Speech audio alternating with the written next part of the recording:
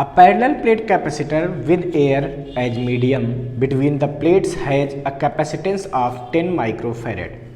The area of capacitor divided into two equal halves and filled with two media as shown in the figure.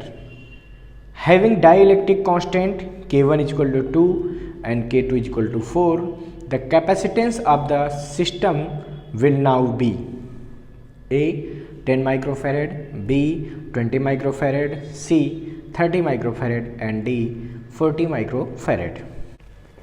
तो बच्चों देखिए कुछ इस तरह से हमको क्वेश्चन दिया है कि एक कैपेसिटर है, ठीक है, जो कि पहले उस कैपेसिटर की प्लेटों के बीच क्या थी, एयर थी, ठीक है। अच्छा मान लेते हैं कि जो कैपेसिटर है वो इस तरह की दो प्लेट से बना होगा और इन प्लेट्स का एरिया हम पूरा एरिया सपोज कर लेते हैं पहले ए, और मान लेते हैं इन दोनों कैपेसिटर की प्लेट्स के बीच की डिस्टेंस डी थी। तो बच्चों जब इनके बीच एयर थी उस समय कैपेसिटी हमको दिया है 10 माइक्रोफैरेड। अब हमसे कह रहे हैं कि इसमें K1 और K2 डाइलेक्ट्रिक के दो सब्सटेंस फिल कर दिए गए इस तरह से, हाफ एरिया में K1 हाफ एरिया में K2। तो हमसे फाइनल कैपेसिटी पूछी जा रही। देखिए बच्चों आपको ये तो पता चल रहा होगा कि जब ऐसा कर देंगे तो इधर की कैपेसिटी अलग हो जाएगी, इधर की कैपेसिटी अलग हो जाएगी। तो ये कैपेसिटी हो जाएगी C1 और ये हो जाएगी C2। और जब ऐसे एरिया को डिवाइड करके फिल करते हैं तो ये दोनों कैपेसिटर कैसे हो जाते हैं, पैरेलल में। मीन्स C1 और C2 निकाल के उनका पैरेलल कॉम्बिनेशन से हम नेट कैपेसिटी फाइंड कर सकते हैं। तो पहला काम ये आता है कि हम इक्वेशन बनाते हैं। हमको पता है कि एयर जब प्लेट के बीच में थी तो कैपेसिटी कितनी थी, 10 माइक्रोफैरेड। तो यहाँ पे लिखेंगे capacity of capacitor when air is between the plates, ठीक है। जब प्लेट्स के बीच में एयर थी उस समय कैपेसिटी क्या होगी, तो उसका फार्मूला क्या होता है बच्चों, C बराबर epsilon 0 A upon D। But C हमको कितना दिया है, 10 माइक्रोफैरेड। इसका मतलब ये हुआ कि 10 is equal to epsilon 0 A upon D। This is the capacity of the capacitor initially, जब उनके बीच में क्या था, एयर थी। अब जब ऐसे भर दिया गया तो मैंने क्या कहा, अब देखो अगर पूरी प्लेट का एरिया A था, ऐसे A था, तो ये हाफ प्लेट इधर है तो इधर का एरिया क्या हो जाएगा, A/2, और इधर का भी एरिया क्या हो जाएगा, A/2। भाई देखो यहाँ से इधर की प्लेट अलग, इधर की प्लेट अलग, तो आधा एरिया इधर आधा इधर। तो जो नया कैपेसिटर बनेगा C1 उसमें एरिया कितना लेना होगा, A/2।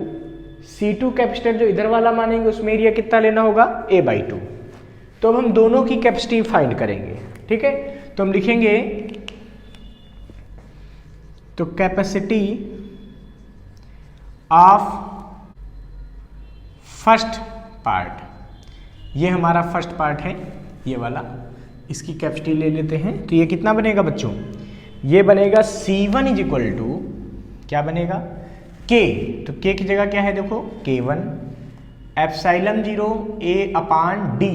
तो देखो A कितना लेना है, A/2 और अपान में D, ये D ऐसा, मतलब C1 बराबर आ गया K1/2 epsilon 0 A upon D। Value put कर दो। K1 कितना गिवन है, 2।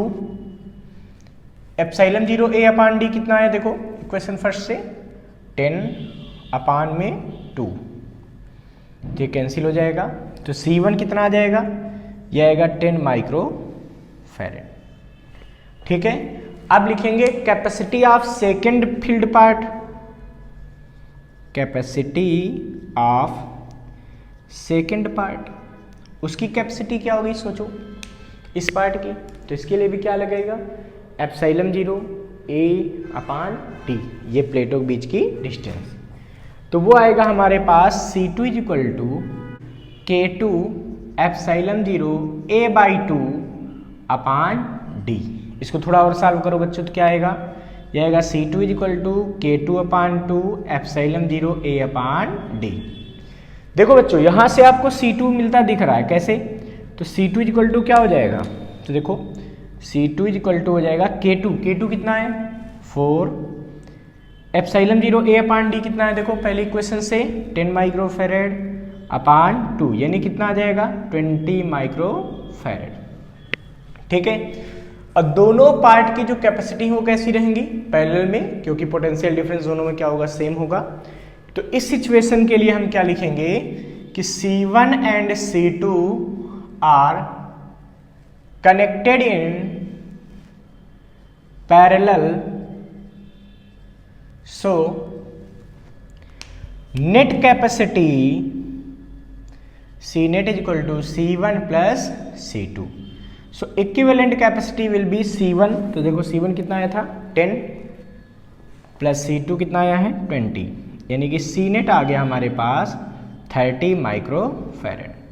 So the net capacity will B 30 microfarad. तो यहाँ से पता चला कि इस तरीके से जब सब्सटेंस फिल कर देंगे तो नेट कैपेसिटी क्या बचेगी, 30 माइक्रोफेरेड बचेगी।